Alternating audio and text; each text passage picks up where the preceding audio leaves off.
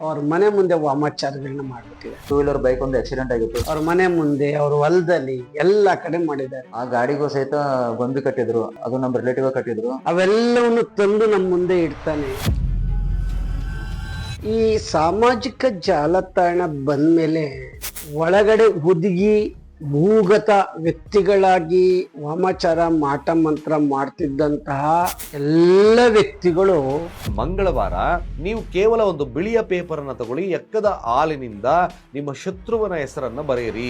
ನಿಮ್ಮ ಶತ್ರುಗಳು ನಿಮ್ಮ ಬಗ್ಗೆ ಬಹಳಷ್ಟು ಅಪಪ್ರಚಾರವನ್ನ ಮಾಡಿ ನಿಮಗೆ ಬಹಳಷ್ಟು ತೊಂದರೆಗಳನ್ನ ಕೊಡ್ತಾ ಇದ್ದಾರಾ? ಒಂದು ಹುಣಸೆ ಹಣ್ಣಿನ ಮರದ ಕೆಳಗಡೆ ಹೋಗ್ಬಿಟ್ಟು ಮೊಳೆಯನ್ನ ತೆಗೆದುಕೊಂಡು ಹೋಗಿ ಬಲಗೈನಲ್ಲಿ ಇಟ್ಕೊಂಡ್ಬಿಟ್ಟು 5 ಬಾರಿ ಅವರ ಹೆಸರನ್ನ ಹೇಳ್ಬಿಟ್ಟು ಆ ಹುಣಸೆ ಹಣ್ಣಿನ ಕೆಳಕ್ಕೆ ಇದನ್ನ ಚುಚ್ಬಿಟ್ಟು ಹಿಂದೆ ತಿರುಗಿ ನೋಡದೆ ಬಂದ್ಬಿಟ್ರೆ ಸಾಕು ವೀಕ್ಷಕರೇ. ನಿಮ್ಮನ್ನ ಕಂಡ್ರೆ ಸಾಕು ಉರಿದ್ ಬೀಳ್ತಾರೆ.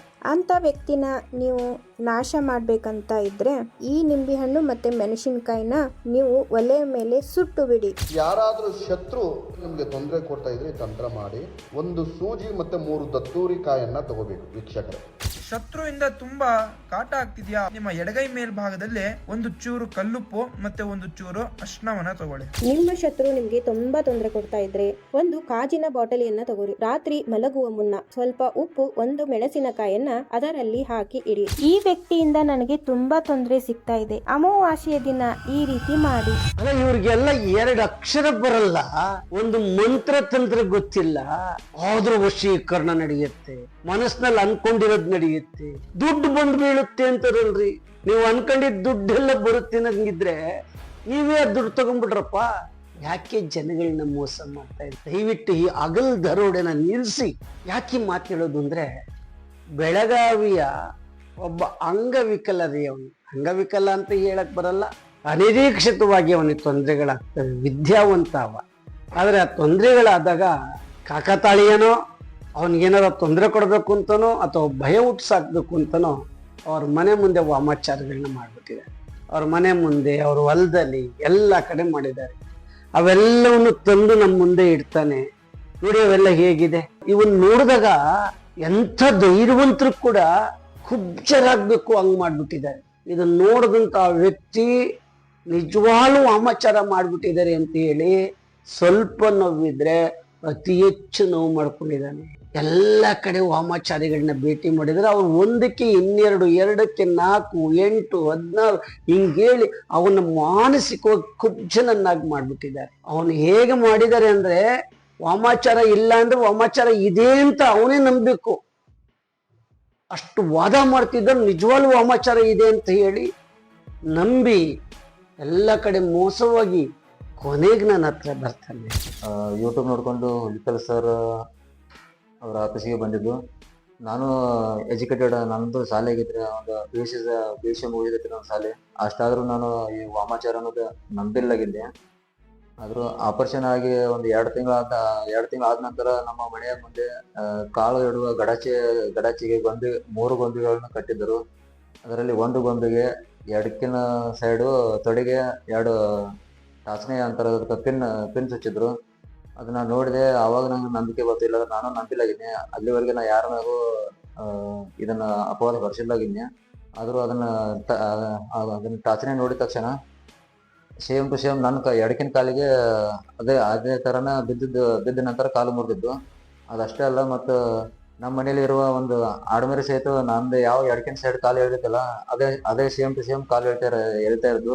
ಅದು 1 ತಿಂಗಳಿಂದ ಆದ ನಂತರ ಕಡಿಮೆ ಆಯ್ತು ಅದ್ರದ್ದು. ನಾನು ವಾಮಾಚಾರ ನಂಬಿಲಾಗಿದ್ನಿ, ಆದ್ರೆ ನಮ್ಮ ರಿಲೇಟಿವ್ ನಮಗೆ ಈ ರೀತಿ ಮಾಡಿಸ್ತಾ ಇದಾರೆ. ಇದಕ್ಕಿಂತ ಮುಂಚೆ ಒಂದು ವರ್ಷ 4 ತಿಂಗಳ ಮುಂಚೆ, ಈಗ ಒಂದು 1.5 ವರ್ಷ ಮುಂಚೆ ನಮ್ಮ 2 ವೀಲರ್ ಬೈಕ್ ಒಂದು ಆಕ್ಸಿಡೆಂಟ್ ಆಗಿತ್ತು. ನಮ್ಮ ಹುಡುಗ ರಾಯಬಾಗದಲ್ಲಿ ಒಬ್ಬರಿಗೆ ಹಾಸಿಲ್ಲ, ಆದ್ರೂ ಅವರು ಒಂದ್ ಸ್ವಲ್ಪ ಗಾಡಿ ಬಿದ್ದಿದ್ದ ತಕ್ಷಣ ಅವರು ಅದನ್ನ ನೆವ ಮಾಡ್ಕೊಂಡು FIR ಮಾಡಿದ್ದಾರೆ. ಆ ಗಾಡಿಗೂ ಸಹಿತ ಗೊಂಬೆ ಕಟ್ಟಿದ್ರು. ಆ ಗಾಡಿಯನ್ನು ನಾ ಕೆಲಸಕ್ಕೆ ತೆಗೆದುಕೊಂಡು ಹೋಗುವಾಗ ನನಗೆ ಆಕ್ಸಿಡೆಂಟ್ ಆಗಿ ನಾನೇ ಡೆಡ್ ಆಗಲಿ ಅಂತ ಗೊಂಬೆ ಕಟ್ಟಿದ್ದು. ಆದ್ರೆ ನಾ ಆ ಗಾಡಿ ಒಯ್ಲಿಲ್ಲ. ನನ್ನ ಮಗ ಮತ್ತೆ ಇನ್ನೊಬ್ಬರು ಮಾರುತಿ ನಾವೇ ಅಂತ 2 ಜನ ಕೂಡ್ಕೊಂಡು ರಾಯಬಾಗ ಅಡ್ಮಿಷನ್ ಮಾಡಕ್ ಹೋದ್ರು. IT ಅಡ್ಮಿಷನ್ ಮಾಡಕ್ ಹೋದಾಗ ಅಲ್ಲಿ ಒಂದು ಆಕ್ಸಿಡೆಂಟ್ ಆಯ್ತು. ಆ ಆಕ್ಸಿಡೆಂಟ್ಗೆ ಏನು 5.5 ಲಕ್ಷ ರೂಪಾಯಿ ದುಡ್ಡು ಕೇಳ್ತಾ ಇದಾರೆ ಅವರು. ನಾವು ನಮ್ಮ ಹತ್ರ ಕೊಡೋಕಿಲ್ಲ, ನಾವು ಅಷ್ಟು ಬಡವರು ಅಂತ ತಕ್ಷಣ ಅವ್ರ ಗಾಡಿ FIR ಮಾಡಿಬಿಟ್ರು. ಆ ಗಾಡಿಗೂ ಸಹಿತ ಗೊಂಬೆ ಕಟ್ಟಿದ್ರು, ಅದು ನಮ್ಮ ರಿಲೇಟಿವ್ ಕಟ್ಟಿದ್ರು. ಹೋಗ್ಲಿ ಬಿಡ ಅಂತ ನಾವು ಇದುವರೆಗೆ ಗಪ್ಪ ಇದ್ದು ಗಾಡಿನ ತಗೊಂಡ್ಬರ್ಲಿಲ್ಲ. ಈಗ ಆದ್ರೆ ನಾವು ಸೈಕಲ್ ಮೇಲೆ ತಿರ್ಗಾಡ್ತಿದ್ವು. ಈಗ ಹೊಳ್ಳಿ ಮತ್ತೆ ನಮಗ್ ಪೂರ ಡೆತ್ ಮಾಡ್ಬೇಕಂತ ವಾಮಾಚಾರ ಫುಲ್ ಜಾಸ್ತಿ ಮಾಡ್ತಾ ಇದ್ರೆ. ಈ ಕಾಲು ಮುರಿದ್ರು ಏನೋ ಬಿಡ್ತಾ ಇಲ್ಲ ನಮಗೆ. ಏನೋ ಕರಿ ಅರಿವಿ ತಂದು ಮನೆ ಸುತ್ತರಿಗೆ ಆ ಕಡೆ ಈ ಕಡೆ ಹೋಗಿತಾ ಇದಾರೆ. ಅದ ಇಲ್ಲಿ ನಮ್ಮ ರಾಯಬಾಗ್ ಪೊಲೀಸ್ ಸ್ಟೇಷನ್ಗೆ ಕೊಟ್ಟಿದ್ರು ಅವ್ರ ಪೂರ ಎವಿಡೆನ್ಸ್ ಕೊಡು, ವಿಡಿಯೋ ಕೊಡು, ಮಾತಾಡಿದ ರೆಕಾರ್ಡ್ ಕೊಡು ಅಂತ ಇದಾರೆ. ಮತ್ತು ಕಾಲ್ ರೆಕಾರ್ಡ್ ತೆಗ್ಸಕ FIR ಮಾಡಿದ್ರು FIR ತಗೋತಿಲ್ಲ ನಮ್ಮ ರಾಯಬಾಗ್ ಪೊಲೀಸ್ ಸ್ಟೇಷನ್ದಲ್ಲಿ. ಇಲ್ಲಿ ಬೆಂಗಳೂರಿಗೆ ಬಂದಿದ್ದು ಸರ್ ಜೊತೆ ಮಾತಾಡಿದ್ದು. ಸರ್ ಎಲ್ಲ ನಮಗೆ ತಿಳಿಸಿ ಹೇಳಿದ್ರು, ಇದು ವಾಮಾಚಾರ ನಂಬಬೇಡ, ಇದರಲ್ಲಿ ಏನೂ ಇಲ್ಲ, ಇದೆಲ್ಲ ಮೂಢನಂಬಿಕೆ ಅಂತ ನಮಗೆಲ್ಲ ತಿಳಿಸಿ ಹೇಳಿದ್ರು. ನನ್ನ ನಂಬಿಕೆ ಮಾತ್ರ ಹೋಗ್ತಾ ಇಲ್ಲ. ಇನ್ನಾದ್ರೂ ನಮ್ಮ ಕಾಲು ನೋವು ಇದೆ. ಮತ್ತೆ ಈಗ ಕಾಲಿಗೆ ರಾಡ್ ಹಾಕ್ಯಾರು. ರಾಡ್ ಹಾಕಿ ಮತ್ತೊಂದು ತಂತಿ ತಗೊಂಡ್ ಬಿಗಿದಾರ. ಆ ತಂತಿ ತ್ರಾಸ ಮಾಡ್ತಾ ಇದೆ. ಈಗ ಆ ತಂತಿ ತಂತಿ ತೆಗಿಯಾಕಾದ್ರೂ ನನ್ನ ಹತ್ತಿರ ದುಡ್ಡಿಲ್ಲ. ಈಗ ಎಲ್ಲಿ ಹೋದ್ರೂ ನಮಗೆ ನ್ಯಾಯ ಸಿಗ್ತಾ ಇಲ್ಲ. ಆ ವ್ಯಕ್ತಿ ನಡೆಯೋಕ್ಕೂ ಆಗಲ್ಲ, ಬಸ್ಗಳತ್ತಕ್ಕೂ ಆಗಲ್ಲ. ಬೆಳಗಾವಿಯಿಂದ ಬಸ್ ಹತ್ತಿ, ನಾನು ಅವತ್ತಿರಲಿಲ್ಲ, ರೈಲ್ವೆ ಸ್ಟೇಷನ್ನಲ್ಲಿ ಉಳ್ಕೊಂಡು ಬೆಳಗ್ಗೆ ಎದ್ದು ನನ್ನ ಹತ್ರಕ್ಕೆ ಬರ್ತಾನೆ.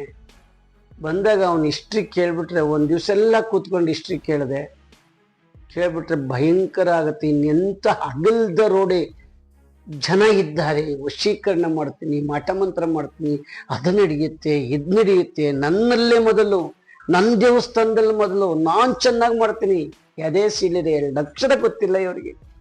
ಹುಲಿಕಲ್ ನಟರಾಜ್ ಸರ್ ಇಲ್ಲಿ ಹುಲಿಕಲ್ ನಟರಾಜ್ ಸರ್ ಅವ್ರ ಆಫೀಸಿಗೆ ಬಂದಾಗ ನನಗೆ ಬುದ್ಧಿವಾದ ಹೇಳಿದ್ರು. ಇದು ಮೂಢನಂಬಿಕೆ ನಂಬಬೇಡ ಅಂತ ಹೇಳಿದ್ರು.